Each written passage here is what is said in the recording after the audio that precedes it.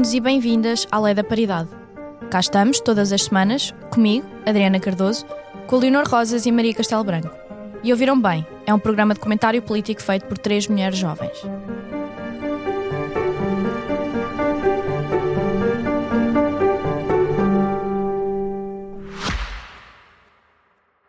Subscrever o Expresso é ter acesso à melhor informação, a uma vasta oferta de conteúdos exclusivos e à opinião de referência. Subscrever o Expresso é tornar-se membro do nosso clube, poder ser voz ativa de uma comunidade informada e beneficiar de vantagens exclusivas. Subscreva o Expresso em expresso.pt/digital. Expresso. Liberdade para pensar. Esta semana tivemos a resolução de um tema que tem sido bastante complexo para o nosso país, nomeadamente desde que a esquerda está minoritária e a direita é maioritária na Assembleia da República, que é a remodelação do nosso quadro legislativo relativamente à lei dos estrangeiros.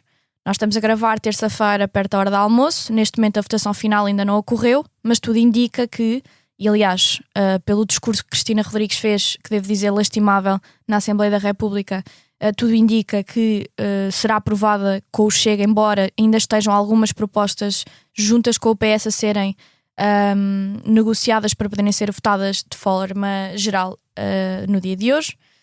E isto representa um novo paradigma naquilo que é a nossa nova lei de estrangeiros. Várias coisas serão alteradas.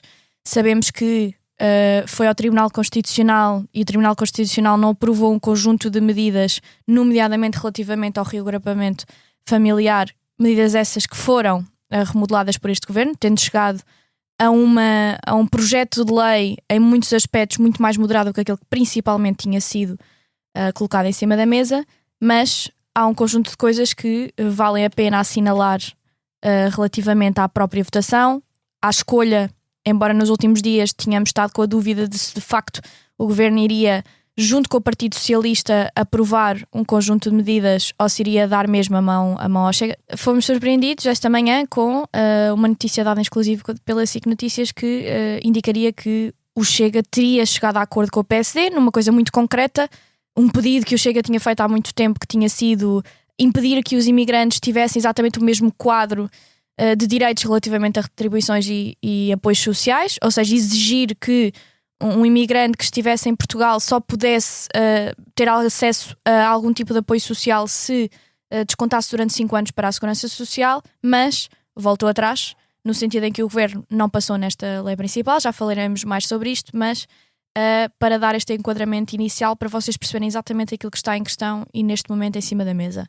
Maria, pergunto-te o que tu quiseres falar sobre a lei em específico, mas nós estávamos aqui a falar antes sobre a dicotomia que nós tínhamos de direitos estabelecidos para os nossos imigrantes da CPLP versus os outros imigrantes oriundos de outros países, e tu estavas mesmo a falar sobre até perda de alguns benefícios para os imigrantes da CPLP. Sim, porque não me faz sentido, mas eu já lá vou porque acho que é importante começar por falar deste acordo do Governo e do Chega. É assim, se tens de um lado... Primeiro, o Governo, quando faz a primeira lei dos estrangeiros, que é inconstitucional, e é tomada como inconstitucional pelo TC, falo sem consultar o Partido Socialista e falando com o Chega. Portanto, assumiu um parceiro na construção desta lei. Agora que tem que reformular a lei, porque não está de acordo com o Tribunal Constitucional e o Governo não quis fazer frente ao TC, nem ao Presidente da República, e eu felicito o Governo por isso. Acho que é o mínimo, mas acho que fez bem. É reformular a lei. Esta lei, pelo que se vê, porque o Tribunal, quando chumbou esta lei, deu uma data de... Deu 5, acho que foram 5, nunca está errada, mas creio que foram 5 recomendações para alterar. Portanto, o Tribunal até não foi nada difícil, era fácil contornar a inconstitucionalidade das leis.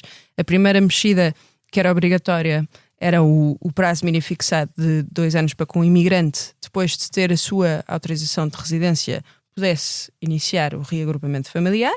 Portanto, era aquilo que tu falavas. Isso era o mais grave. E para mim, de um ponto de vista até que moral, é inacreditável. Até de uma direita, não é? Que... Não, pois é isso, porque a direita supostamente é a defensora da família, mas que família? Porque quando é uma família de imigrantes, mais ou menos. Isso é mais próximo da posição até de Rita Matias, exatamente, que é das crianças, mas que crianças, quando são crianças portuguesas com o nome português, está bem. Quando são crianças portuguesas com o nome que não sou português? Não português, não, mas eu gostava só de relembrar a Rita Matias, que já fez questão de nos relembrar também a todas no Twitter, que a Rita Matias chama Rita Cid Matias, e Cid é um apelido de origem islâmica. Ela diz que tem muito orgulho, ainda bem que tem orgulho. Por isso é que se calhar a Joana Mortágua foi desencantar a Rita Matias com um lenço palestiniano há cerca de 5 anos. Não foi assim há tanto tempo. Tipo... Houve uma altura em que a Rita Matias era based. Said no one ever, mas ok. Não, mas sei lá, com um lenço... Enfim... Ou pelo menos era tipo parvo o suficiente para pôr aquilo sem saber e parecer não sei. Interessante. Repara, pronto, e nós nem sei se vamos falar disso, acho que vamos falar daqui a nada, mas estas contradições eu espero-as do Chega, não as espero do Governo. Portanto, ainda bem que o Governo altera, o tempo de espera mantém-se, porque o Governo faz uma espécie de fim-capé, mas são anexadas várias exceções que conseguem contornar a decisão do Tribunal Constitucional. Depois o Tribunal Constitucional também exigiu que o Governo clarificasse as medidas que têm o princípio de integração dos imigrantes. Eu acho que é aqui que faz sentido falar dessa coisa da CPLP, porque o Governo dizia na lei anterior que queria fazer uma data de medidas para facilitar a integração. Mas que medidas eram essas? Não estava explicado. E o Tribunal Constitucional achou que isso violava o princípio da reserva da lei e, portanto, o Governo agora inclui uma data de medidas que é, por exemplo, aulas de português, aulas da cultura portuguesa. Em defesa do Governo, deixa-me só dizer, porque acho que é importante. Não, eu acho que isso é necessário. Sim, mas em defesa do Governo acho que isso podia estar espelhado depois na própria regulamentação, não tinha que estar no decreto original, mas eu percebo que o Tribunal Constitucional tivesse optado pela prudência da lei. Sim, porque segundo o TC violava o princípio da reserva da lei, portanto eu não sei, não sou jurista, não consigo argumentar por aí, mas eu acho uma boa medida, não sei se o Governo vai conseguir implementar, porque assim, a regulamentação é o problema. Faltam alunos, não é só isso, não é só a regulamentação, é aplicar, é a aplicabilidade da lei, não é? Que é assim, Portugal tem um fascínio e um fetiche com fazer leis para tudo e mais alguma coisa, e depois as leis não funcionam, porque é o que acontece neste país, quer dizer, temos alunos sem aulas, mas vamos dar aulas a imigrantes da cultura portuguesa. Gostava imenso que dessem aulas de português e que o Estado fornecesse isso, não sei se é possível. Mas em relação a isso quer dizer que o Governo acredita, como eu acredito, que a integração é mais fácil quando há língua partilhada, por exemplo, ou há alguns valores culturais que são partilhados. Isso é básico. A CPLP, a comunidade da CPLP, já partilha estas duas coisas à partida. E, portanto, restringir direitos da comunidade CPLP nem sequer faz sentido se o objetivo é a integração da imigração. 70% dos nossos imigrantes que vêm para aqui são CPLP. Restringir-lhes os direitos, depois ao mesmo tempo dizer que nós temos um problema grande de imigração porque há um clash cultural, com algumas comunidades é verdade, e elas devem ser integradas, até para os direitos humanos dessas comunidades, para não ficarem guetizadas, que é um fenómeno que aconteceu, por exemplo, em França há muito tempo e que nós deveríamos tentar evitar. Mas uma das formas de tu controlares o clash cultural que existe é não restringir os vistos à CPLP. Portanto, não faz sentido. Até de um ponto de vista geoestratégico, o Estado português tem dado tiro nos pés em relação à CPLP. Mas pronto, respondendo à tua questão, porque acho que já respondi e acho que tenho que ser rápida agora aqui. Portanto, eu vou só dizer mais uma coisa. O Chega está a funcionar neste momento como uma muleta do Governo porque ficou entre a espada e a parede. O que eu não acho é que o Governo vá conseguir ganhar esta guerra, porque acho que o Chega ganha. Já ouvi pessoas a dizer que isto pode facilitar a vida ao Partido Socialista. Eu não acho que facilita a vida ao Partido Socialista, porque o Chega ganha de qualquer forma. Porque o Chega ganha porque foi muleta do Governo aqui, portanto forçou a mão do Governo, mas o Chega a seguir vai conseguir dizer que isto não é radical o suficiente, que isto nunca vai ser suficiente. Isso é verdade. Porque o Governo legitima a retórica do Chega em relação aos problemas, e sim, houve uma mudança demográfica, sim, nós devemos falar sobre isso, mas não nos termos do Chega. E o Governo está a dizer que não fala nos termos do Chega e, no entanto, toda esta lei foi dialogada com o Chega, em vez de ser dialogada com o Partido Socialista. O que eu não acho que o PSD esteja a perceber é que está a dar tiros nos pés, porque o Chega não é um parceiro, o Chega quer comer o Partido Social Democrata. Enquanto não perceberem isto, não só nas legislativas, mas neste momento, por exemplo, nas autárquicas, acho que não vão ter grandes resultados. Bom, eu sobre os trunfos e ganhos gerais do Chega sobre isto tenho algumas dúvidas, não concordo contigo nesse ponto, e vou começar se calhar já por isso, porque eu não acho que a frase mais lógica neste momento é que o Chega foi comido de cebolada, absolutamente. Foi comido de cebolada sobre um tema muito concreto, que o governo fez um truque muito bem feito, e isto é sem dúvida é a responsabilidade do ministro Leitão Amares, em que aquilo que o Chega tinha colocado em cima da mesa como obrigatório para aprovar esta lei, mesmo com as reversões que depois o próprio Tribunal Constitucional tinha feito, portanto aceitou essas de barato porque sabia que a lei tornar-se inconstitucional de novo caso essas alterações não fossem resolvidas, nomeadamente a questão do reagrupamento familiar, mas arranjou outro cavalo de batalha, que era a questão dos apoios sociais, que eu falei há pouco, mas que agora vou explicar mais um pouco. Qual é que era o pressuposto do Chega? Aquela falácia enorme que nós sabemos, que não, a contribuição líquida dos imigrantes para a Segurança Social não é positiva, eles vêm para aqui para mamar dos subsídios e todo esse tipo de parafernália vocal e verborreia geral que eles fazem, desde os deputados mais novos até aos deputados mais velhos, alguns destes caquéticos quase a cair. Eles, no geral, têm quase todos a mesma linguagem relativamente a esta questão, que é uma falsidade. É falso que os imigrantes tenham um comportamento e, ou seja, que tenham, em termos de pesar, aquilo que retiram da Segurança Social versus aquilo que colocam para o sistema. O que colocam para o sistema é manifestamente muito mais positivo. 3,8 mil milhões. Exatamente, muito mais positivo para a Segurança Social do que de outra forma. Nós temos um país profundamente envelhecido, em que cada vez mais temos cada vez mais pessoas que necessitam de retirar contribuições da Segurança Social por várias razões, inclusive por não só prestações sociais, mas as próprias reformas versus as pessoas que estão a contribuir para o sistema. E, na generalidade, os imigrantes que estão em Portugal são contribuintes líquidos para o sistema de segurança social. Então, qual é que era a ideia do Chega? Era, efetivamente, que existisse esta obrigação de os imigrantes terem que contribuir para a segurança social durante 5 anos. Seria o que era antes desta lei agora poder vir a ser aprovada, o prazo que eles teriam de estar em Portugal para terem a cidadania. Teriam que ter 5 anos de contribuições para a Segurança Social antes de poderem retirar algum tipo de contribuição de rendimento, seja ele qual fosse, por que razão fosse. Já para não falar... E de apoios sociais? De apoios sociais tão simples como o migrante esteve a trabalhar, trabalhou durante 2 anos, tem direito a subsídio de desemprego, como qualquer outro tipo de trabalhador que esteja residente em Portugal ou qualquer residente em Portugal. Claro. O que é que aconteceu? O que é que este governo fez? Que eu devo dizer que foi bastante bem pensado.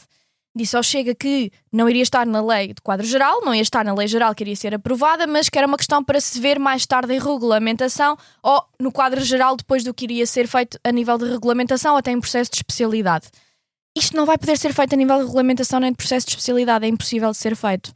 É impossível de ser feito porque é inconstitucional. Nós temos um artigo na Constituição, não quero dizer as neiras, mas tenho a impressão que é o artigo 114, que diz que um imigrante que esteja em Portugal tem que ter acesso a exatamente o mesmo tipo de benefícios que um português que esteja residente em Portugal. E, portanto, a partir do momento que é impossível e é inconstitucional, para quem nunca trabalhou com esta questão de regulamentação de leis, não é fácil perceber, mas numa regulamentação nunca se coloca um pressuposto que seja inconstitucional, porque não é permissível depois de sequer ser publicado em decreto e, portanto, não vai acontecer. Basicamente, o que este governo fez foi enxutar para canto e dizer que tardiamente se iria pensar sobre isto. A grande medida que o Chega queria, a sua medida de bandeira, e passou à frente e conseguiu que o Chega aprovasse uma lei com a qual não concorda, que diz que não vai longe o suficiente, pura e simplesmente porque lhes deu uma manobra e lhes fez uma manobra de pressupostos legais. Também ajuda o facto de no Chega existirem muito poucas pessoas letradas, até diria, quanto mais propriamente que conheçam como é que funciona o nível de regulamentação de leis na administração pública, e portanto acho que foi muito bem feito. Não quero demorar muito mais tempo aqui, quero só dizer o seguinte: há algo que para mim é aterrador nesta lei, eu tenho que o dizer, e aterrador é existirem pessoas que estiveram em Portugal com o pressuposto de que, se estivessem residentes, se trabalhassem, se descontassem, se integrassem durante 5 anos, poderiam depois pedir nacionalidade, e neste momento este processo foi aumentado para 10 anos. Eu não sei se é retroativo. Adriana. Eu não sei se é retroativo. Ou seja, eu não sei se as pessoas que já entraram, eu acho que o governo já falou disso. Eu acho que as pessoas que já entraram têm esse pressuposto. Eu já ia chegar a esse ponto. A partir de 3 meses ou a 4 meses. Regra, a lei não é retroativa. Exato. Eu já ia chegar a esse ponto e ia dizer o seguinte: mesmo sendo retroativa, mesmo. Não sendo retroativa. Mesmo não sendo retroativa e mesmo estas pessoas estarem cobertas. Esta ideia de que isso é que provocou um efeito chamada, que é o meu ponto principal, a ideia de que alguém, que isto é que vai impedir um efeito chamada, ou que existia um efeito chamada por a lei em vez de ser de 5 anos passar para 10, é falsa. Não acredito que alguém que esteja disposto a perder 5 anos de uma vida apenas para ter uma nacionalidade portuguesa, se alguém estivesse disposto a fazê-lo como se isso fosse uma realidade, como se alguém pudesse dispor de 5 anos da sua vida só para ter acesso a uma componente de nacionalidade europeia, que era este o principal ponto, que era agora aos 10 anos que os iriam demover. Eu lamento imenso que seja visto por este governo que pessoas que estejam de facto integrados, estejam a contribuir em termos líquidos para o país, que queiram ser portugueses, que queiram aqui estar, que isso não seja visto como positivo e que mais não seja que seja dificultado, e continuo a achar que existir uma discrepância entre medidas para imigrantes CPLP nesta matéria para pedir a nacionalidade, neste caso 7 anos, e imigrantes de qualquer outro país para 10 anos, que não é justo, não existe nenhuma justificação para que tal seja feito. E acho que 10 anos é de facto bastante excessivo, e no quadro daquilo que é feito na União Europeia é de facto bastante excessivo. Vou só terminar a dizer isto. O governo voltou atrás na componente do reagrupamento familiar, foram o mais longe possível daquilo que estava no decreto na legislação europeia, foram mais longe que conseguiu, neste momento voltaram para trás. Estou a tentar ver qual é que vai ser efetivamente qual é que vai ser de facto o prazo que vai estar em termos finais, mas se há a ideia que a extrema-direita conseguiu colocar na cabeça das pessoas é aquele protótipo do imigrante indo-hispânico que vem para Portugal sozinho e que vem para cá para fazer mal às mulheres portuguesas. Já falei disto imensas vezes. Acho que há coisa... Acho que se haveria alguma coisa concreta que o governo pudesse fazer para combater este tipo de percepção, dado que adoram percepções, é que estas pessoas pudessem trazer a sua família. Portanto, se calhar fazia sentido que o reagrupamento familiar não fosse travado, como fosse que mais não fosse ampliado. Porque eu sei que o Partido Socialista, durante os anos do Partido Socialista, não havia uma limitação, mas existiam tantos processos que efetivamente estiveram parados os procedimentos de reagrupamento familiar durante bastante tempo. Portanto, de facto, existia uma paragem do reagrupamento familiar, e isso é uma herança que o Partido Socialista tem que levar. É uma herança de políticas falhadas do Partido Socialista, e nomeadamente de António Costa e do governo de António Costa, mas não se resolve por dizendo: bem, temos uma falência administrativa, não conseguimos de facto dar vazão a estes procedimentos, portanto vamos aumentar o prazo de reagrupamento familiar só para conseguirmos fazê-lo. Acho que não faz sentido e sinceramente acho que é uma assunção da incompetência administrativa do Estado português. Leonor, passo para ti então. Não sei se estaremos muito em desacordo neste tema. Se calhar fazia-te uma pergunta, porque também eu sinceramente gostava de saber a tua opinião. Tu achas que faz sentido existirem critérios diferentes para CPLP versus outros residentes, neste caso imigrantes que queiram obter nacionalidade portuguesa, nomeadamente um prazo de 7 anos para imigrantes CPLP e 10 anos para os outros imigrantes?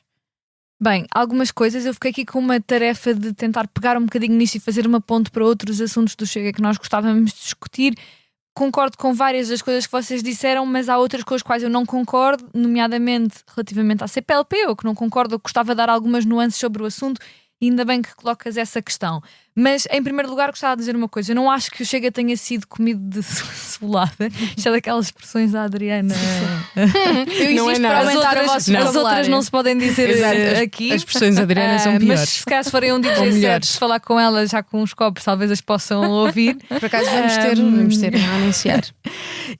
Mas agora, voltando aqui, eu não acho que isto tenha sido uma vitória do PSD, muito pelo contrário. Acho que esta foi uma vitória de uma ideia do imigrante ladrão, do imigrante imigrante inimigo, do imigrante que vem aqui viver às nossas custas, e essa é uma vitória ideológica da extrema-direita que se hegemonizou com grande velocidade e com grande facilidade em Portugal à medida que o Chega foi crescendo, mas também respondendo a um racismo estrutural já existente na sociedade portuguesa, e acho que por isso esta é uma vitória ideológica do Chega, naturalmente.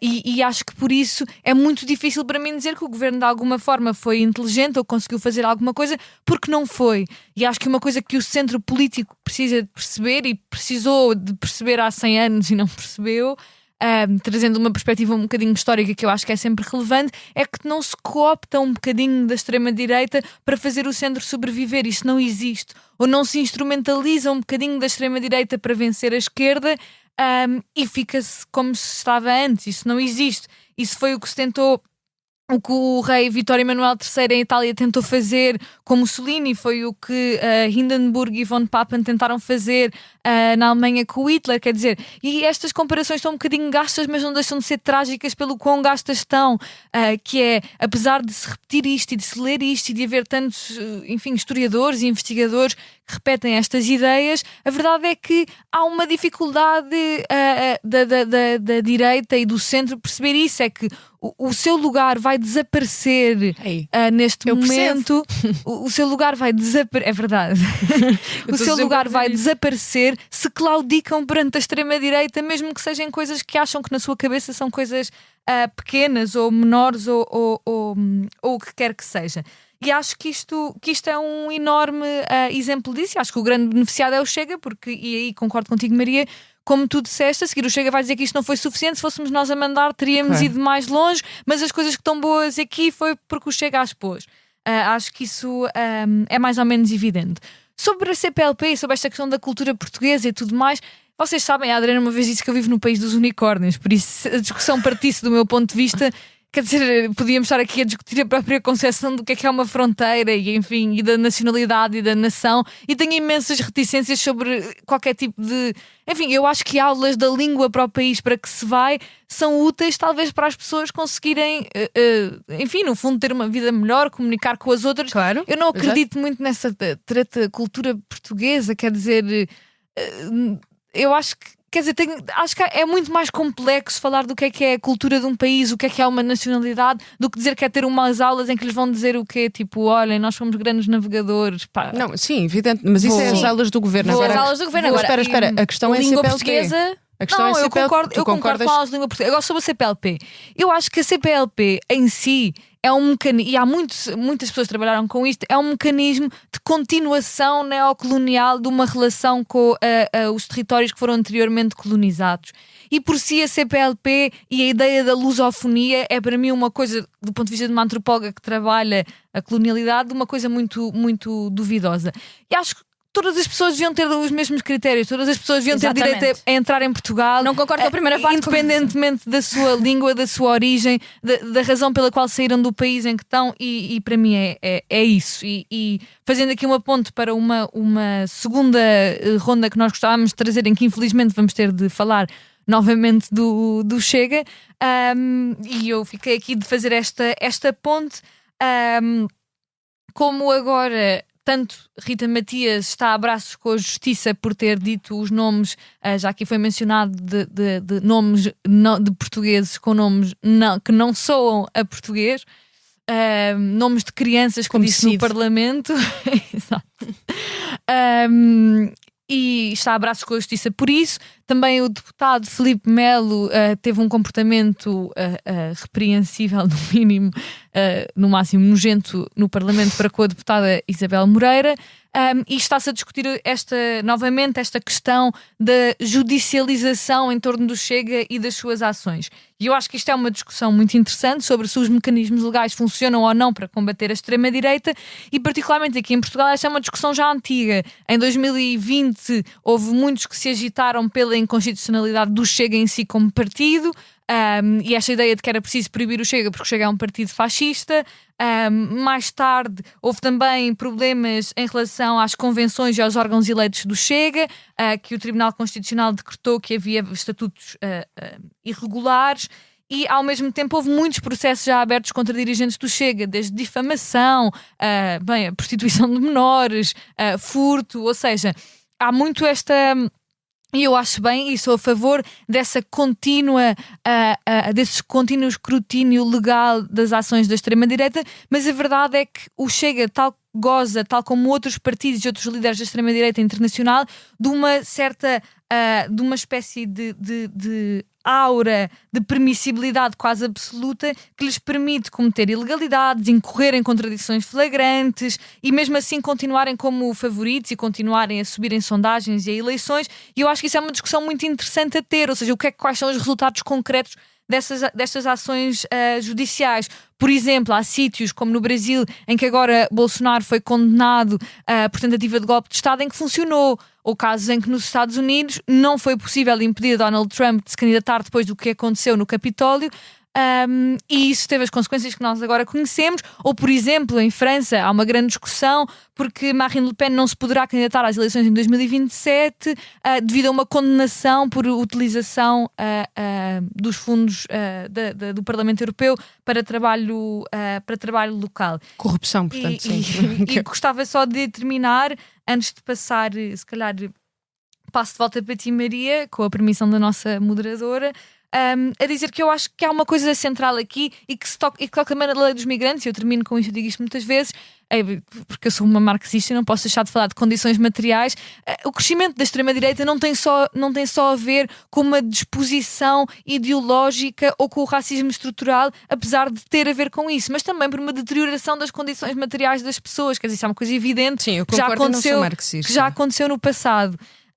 Que é, enquanto as pessoas forem empobrecidas, enquanto a fatura do supermercado for tão alta, não tiverem casas para viver, a escola pública e o SNS estão a cair aos bocados por falta de desinvestimento, enquanto existir exclusão social de comunidades racializadas, quer dizer, é aí que cresce a extrema-direita. E enquanto não se resolver os problemas criados por este sistema económico, a extrema-direita continuará a ter o seu campo fértil para crescer, porque o virar os pobres contra os outros, os explorados uns contra os outros, é porque continuam a existir explorados. Olha, eu não sou, já disse isto, mas eu não sou marxista, concordo com as condições Eu materiais. adoro que tu tens de repetir isso, porque o espectro político virou tão à direita que as pessoas estão tipo... Sabes, mas é que as pessoas acham, quer dizer, mas isto é engraçado, Eu às vezes tenho que dizer, eu juro que eu não sou do Bloco de Esquerda, mas...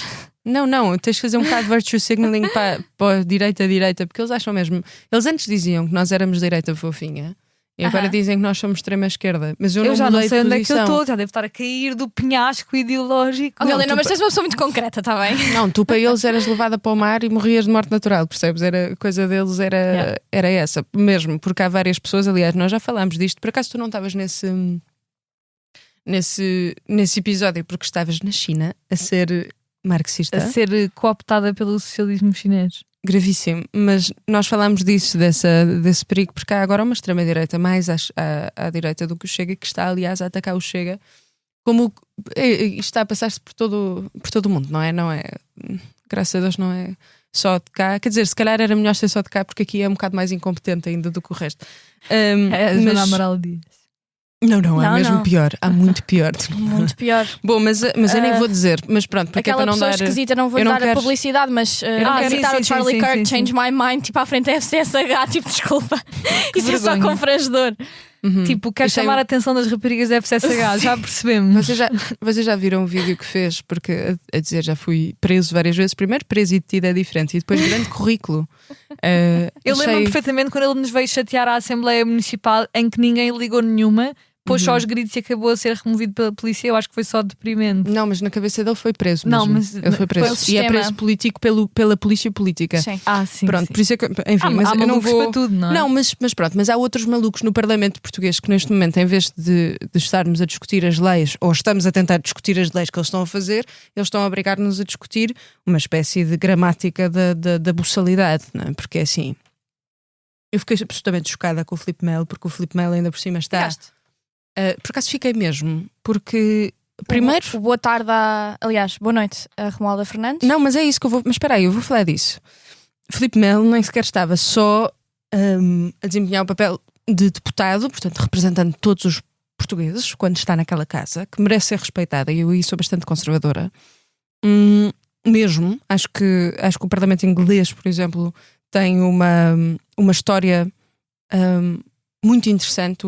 Vale a pena ouvirem o discurso que o Churchill fez quando o Parlamento inglês estavam a discutir-se, porque o Parlamento inglês foi ao chão, não é? Com os bombardeamentos, e portanto estavam a discutir se reconstruíram completamente novo, porque inclusivamente há vários deputados que não se podem sentar porque não há espaço, ou não, o que é que faziam. E o Churchill fez um discurso maravilhoso de que não, deve-se manter exatamente como estava, vamos reconstruir exatamente como estava, porque há uma data de tradições que se devem manter, e aí é importante, o establishment é importante, estas regras, estes ritos são importantes para manter uma certa nível na casa da democracia. Assim, Filipe Melo estava sentado na mesa da Assembleia da República, estava a desempenhar funções de vice-secretário da mesa da Assembleia da República e decide comportar-se como se estivesse numa tasca e mandar uns beijos nojento. Já agora, alguém ensina o Filipe Melo a dar beijos? A mandar beijos? Porque ele mandou o beijo de uma forma Sim, aquilo foi estranhíssimo. sinistra. Eu senti-me que estava a passar na berma da estrada e estava alguém a fazer mesmo, completamente. nas obras e que fez "Oh menina!" e depois fazia literalmente. Mas é que foi a forma Começar como a ele fazer os episódios com esse sotaque. Não, a forma como ele. Não sejas lisboeta, classista. Pá, é difícil não ser. Marxista, classista. Marxista, classista, elitista. Pá, Não podem dizer a isso. forma da boca dele a fazer aquilo foi absolutamente nojenta. Depois há outros deputados do Chega que tratam deputadas por nulidade intelectual, por asquerosa, e há outro deputado do Chega.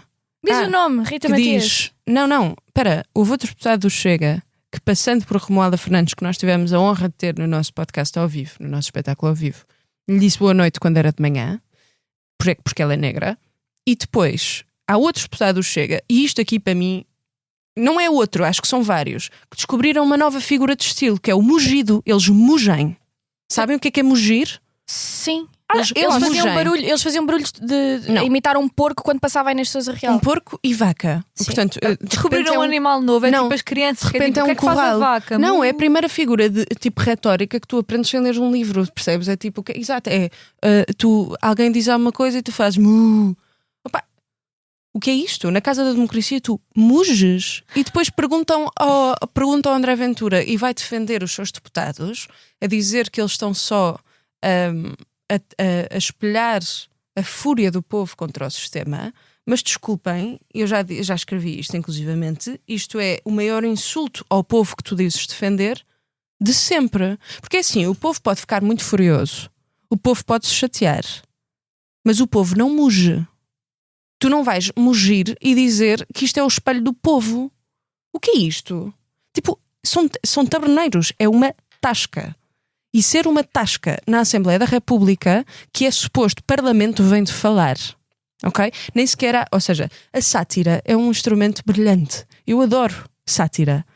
Vocês sabem, o deputado, acho que é o deputado Cunha Simões, em 77, que se vira para um deputado da UDP, da família política da Leonor, e diz: senhor deputado, quando olho para o senhor deputado, vejo-lhe uma cabeça tão grande, tão grande, tão grande, que lá dentro caberia um esquadrão de cavalaria a trote se esbarrar numa ideia. Isto é fabuloso. Já sabemos onde o Chico foi recuperado, foi recuperado por Francisco Rodrigues dos Santos, porque isto é fabuloso. Isto tem qualidade literária. Vocês vão ao Parlamento inglês e os insultos têm qualidade literária. Estes insultos são insultos de tasca. E, portanto, eu não consigo... É, de facto, um espelho... Eu não sei se é um espelho da sociedade portuguesa ou se é um espelho da qualidade dos deputados que o Chega tem, porque a sátira é um instrumento de retórica que, inclusivamente, é útil, porque obriga o adversário a quem tu estás a dizer alguma coisa a rir-se e, nesse riso, a reconsiderar a sua própria posição. Esperemos. Porque é assim, é disso que se faz um debate. Mas o grunho, ou o grunhir, ou o ladrar, ou o mugir, não faz nada. É um ataque que só ataca quem o faz. Porque, desculpem, podemos fazer assim na aleatoriedade, quando uma de nós discordar da outra, tu muges, pode ser. Vocês começam tipo a ladrar quando eu falo. E ou roncar. Queres roncar também? This lady is not for. Eu acho que sim, podemos roncar, podemos mugir, podemos comportar-nos como os deputados do Chega que só Com isso, Eu acho que os mostram homens não desprezo têm. pela casa da No fundo, a democracia. personalidade dos homens não dá para a política, não é? São demasiado temperamentais, emotivos, não é? São dados a um certo histerismo até. Sim. São histéricos, por isso Sim. é que cometem tantos, melhor não. tantos crimes mortais. E não é? depois há São- aquela altura do mês em que depois ficam mais quentes e não sei o quê, depois fazem beijos a deputadas que estão na Assembleia da Exato. República e esquecem-se Não, que estão a não. vice-presidir à mesa e que, portanto, estão numa casa da democracia. Eu sei que eles não concordam com o sistema democrático, mas sim, foi construída em liberdade. Não e, é portanto, sim. adequado. Os Não, mas homens é uma saem na falta. política. Não, estes homens, particularmente, que mugem, homens que mugem não podem estar na política, desculpem. É que Descobrimos não é, um novo animal. a democracia. O homem que muge. A democracia É um não híbrido. morre destes escândalos, a democracia morre de falta de espírito. E isto é uma falta de espírito, é inestético, é horrível, é uma falta de respeito para as pessoas que lá estão e para as pessoas que estão em casa e que se devem sentir representadas por todos os deputados que lá estão. E desculpem, eu não me sinto representada por roncos, não sinto. Bom, por falar em grunhos e em roncos, esta ideia, eu já tivemos este debate várias vezes e foi um debate que o Presidente da Assembleia da República colocou em cima da mesa, que é a Assembleia, e segundo Anguiar Branco, e em certo aspecto eu concordo, e bear with me enquanto faço a totalidade do meu pensamento, não tem que ser cética, não tem que ser absolutamente sanitária. Não, é isso que eu estava a dizer, Pronto, exatamente. não tem que ser cética, não tem que ser absolutamente sanitária. Esta Assembleia da República, este sítio em que Filipe Melo lançou beijos da secretária e da mesa, foi a mesma Assembleia da República que teve Natália Correia a declamar o coito do Morgado quando estávamos a falar da IVG.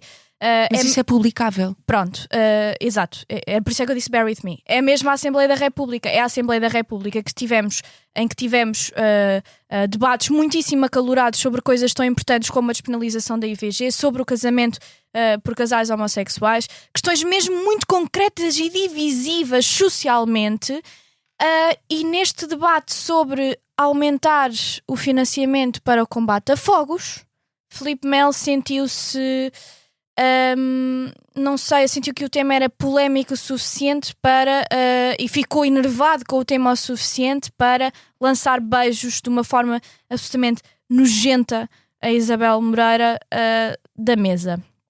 Em primeiro lugar, gostava de parabenizar a atuação do Presidente da Assembleia da República, que foi muito claro e mal viu aquilo que tinha sido, mal viu o vídeo, porque eu percebo, ele estava ao lado dele, era um bocadinho difícil de estar sempre a olhar para ele e para todos os secretários e vice-secretários e perceberem o que é que estavam a fazer. Mas mal foi, de facto, interpelado, verificou e colocou a penalização nos termos concretos e corretos, em que devo-vos dizer, caso não saibam, infelizmente são 2 cêntimos por violação do regimento. Acho que o regimento devia ser repensado porque acho que Filipe Melo não se importa de mandar 2 cêntimos, de pagar 2 cêntimos depois de ter feito o triste espetáculo que fez. Eu gostava também, ela já esteve neste podcast, e gostava também de salutar a imensa coragem da Isabel Moreira, porque a Isabel Moreira, quando o viu, não se calou e veio falar cá para fora depois, ou não se calou mesmo, ou não foi para as redes sociais. Isabel Moreira tomou o microfone, como deputada que é, como mulher eleita por um conjunto de portugueses, como pessoa que trabalhou em inúmeros processos legislativos que nos dão direitos, liberdades e garantias que existem hoje, como uma mulher que é uma constitucionalista brilhante, como é uma referência em termos de trabalho constitucional e legislativo para muitas pessoas, e devo dizer que, eu já disse isto várias vezes, parte da minha tese de mestrado foi feita por muito trabalho académico que a Isabel Moreira fez na matéria de eutanásia, e portanto, uma mulher destas ter que ver um deputado, uma pessoa com mais do que 2 anos de idade, na Assembleia da República, na mesa da Assembleia da República, a tirar-lhe beijos como se fosse um mero taberneiro, ou construtor civil, ou trabalhador das obras, a ver uma mulher a passar e a fazê-lo. Vamos não insultar os trabalhadores das obras e... Como é óbvio, estou a falar do estereótipo que ele tentou lançar. Desculpa, eu insulto os trabalhadores das obras que fazem piropos. isso. Não, mas ou seja, o problema é serem homens a assediar, não é a sua profissão. Ninguém está a ser classista. Não, claro. Não é questão de ser classista, como é evidente. Não é esse o ponto.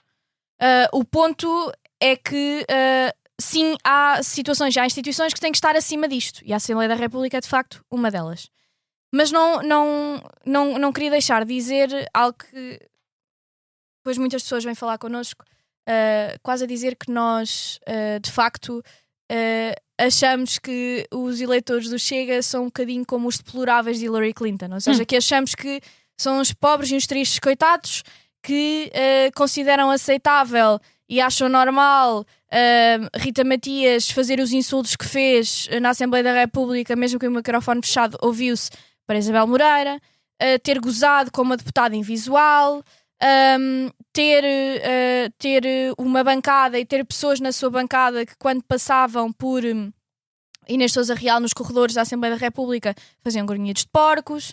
Quando a Romualda Fernandes, como a Maria falou há pouco, passou no corredor com uma deputada não racializada, a deputada não racializada ouviu um bom dia e Romualda Fernandes ouviu um boa noite. Eu não acho que os votantes do Chega sejam deploráveis. Não acho que de todo o sejam. Acho que, sim, quando André Ventura diz que é a vontade do povo que o elegeu, o povo que foi ludibriado a achar que os principais problemas da sua vida seriam resolvidos com menos imigrantes em Portugal, com um cerco a direitos, liberdades e garantias, provavelmente não estavam a pensar que os seus representantes iam estar na Assembleia da República a fazer um conjunto de coisas que, se fossem os seus filhos na escola e eles fossem chamados pelas professoras à escola, iriam ter imensa vergonha, ou, no geral, que tivessem deputados que furtam malas e que estão envolvidos em escândalos de pedofilia, ou que procuram, não posso chamar prostitutos menores porque não existe, mas, ou seja, que vitimavam crianças menores. Ou, por exemplo, o deputado Filipe Melo, que por dívidas consecutivas à Segurança Social e outras matérias teve o seu salário penhorado, e pode ser deputado na mesma, mas muitas destas pessoas que se calhar tivessem um problema com as finanças ou com o fisco, se calhar a vida deles não era tão tranquila. Não, eu acho que o eleitor médio do Chega não votou nisto.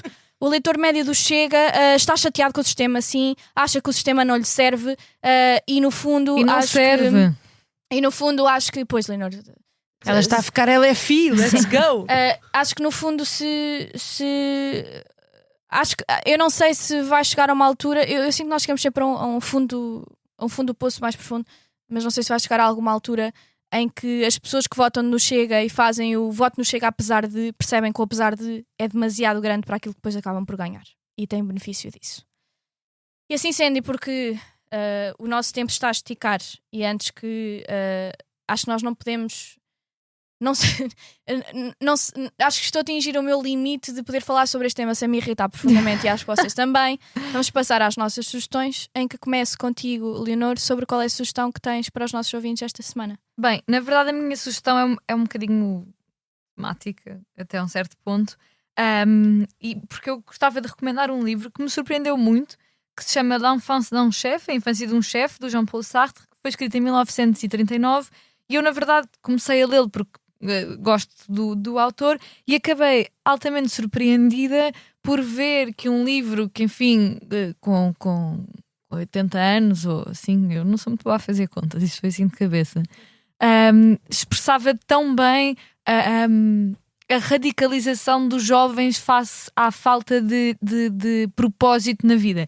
E ele conta muito bem, ele escreve de forma maravilhosa e também de forma normalmente bastante angustiante, a história de um jovem francês proveniente de uma alta burguesia da província francesa, de uma família que é dona de uma fábrica e que não encontra propósito na vida, cresce e é chamado frequentemente de feminino enquanto está a crescer, chega a envolver-se numa relação homossexual, é enverdar por caminhos da psicanálise e depois, sem propósito e com esta grande pressão de que tem de ser um chefe, porque ele vai ser o herdeiro da fábrica do pai, acaba meramente porque conheceu pessoas na escola de um grupo francês, de um grupo de extrema-direita francesa, que seria um equivalente à Action Française, acaba por se juntar a este grupo, a tornar-se num antissemita brutal, uma pessoa que antes até tinha tido um amigo judeu,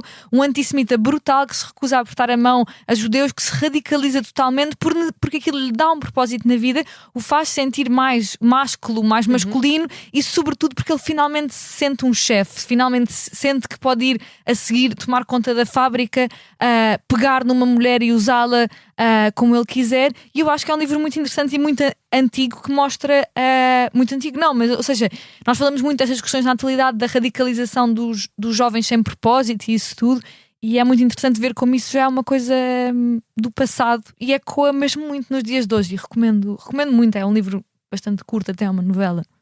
Maria, e tu? Eu também recomendo um livro, porque estava a falar da sátira e da arte da sátira, e acho que há um escritor que eu adoro, que é o mestre da sátira. Acho que quase que se poderia dizer que ele é o pai, mas não é, mas ele é brilhante. Acho que merece esse, o pai ou a mãe, eu acho que ele estaria bem com os dois, que é a importância de ser honesto do Oscar Wilde. Em inglês é The Importance of Being Earnest. Eu acho que em português está ernesto e honesto, acho que há as duas traduções.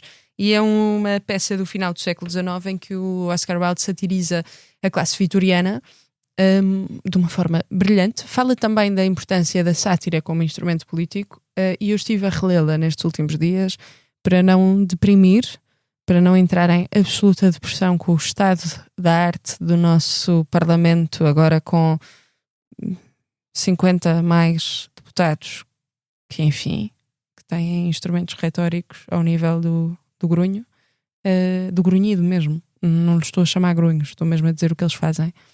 E acho que é muito importante, e acho que é muito interessante e muito incrível.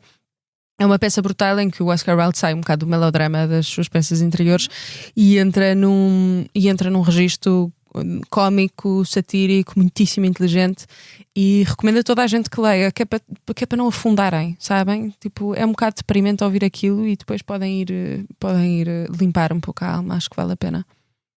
E tu, Adriana, qual é a tua recomendação? Tenho duas. Chefs on Fire de Madrid. Obrigada, Maria. Tenho duas. Primeiro, Chefs on Fire de Madrid. Claro. Eu conheço-te. No próximo sábado, quem quiser passar um fim de semana largado em Madrid, vai estar a bom tempo, ao contrário daqui em Lisboa, portanto vale mesmo muito a pena. Aqui em Portugal também, porque vai estar mau tempo em Portugal inteiro, portanto vale mesmo muito a pena. E vou recomendar o próximo, aliás, é a última paragem do Ladies Night, que é um conceito de, dado que a gastronomia é tão vazia de mulheres, embora o conceito de gastronomia, nomeadamente portuguesa, fosse criada por mulheres, o que o Nelson Marques e a sua equipa tentam fazer é trazer os melhores talentos femininos gastronómicos que nós temos para cima da mesa, nomeadamente mostrar o melhor que existe nos seus restaurantes, trazendo outras mulheres para cozinhar com elas.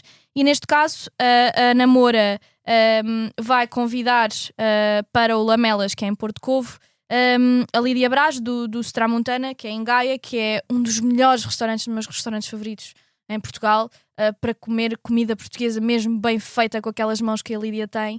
E ela vai se juntar. Não, tem mesmo mão, vocês podem parar. Com aquelas mãos que a Lídia tem. Olha, se vocês provassem a feijoada de javali dela, depois falavam. Eu feijoada vou passar. Javali. Mas acredito que nas mãos da Lídia. Nas mãos da Lídia. Posso aquelas continuar? mãos que Posso a Lídia tem. Posso continuar? Posso? Ok. Temos Aliás, podes terminar. Vou terminar então. Vai ser tudo feito por mulheres. A chefe de sala é uma mulher. Para a questão Adoro. dos vinhos, vai ser a Marisa Tiago do Tua Madre Évora. E portanto vão, que vale mesmo muito a pena. Se puderem quiserem fazer um jantar de sexta à noite, vale a pena. Ainda há lugares, marquem, que vale mesmo muito a pena. E assim chegamos ao fim de mais um Lei da Paridade, um programa de comentário político semanal. E como sempre, podem ouvir-nos nas habituais plataformas de podcast e no site do Expresso e da SIC Notícias. Até à próxima semana.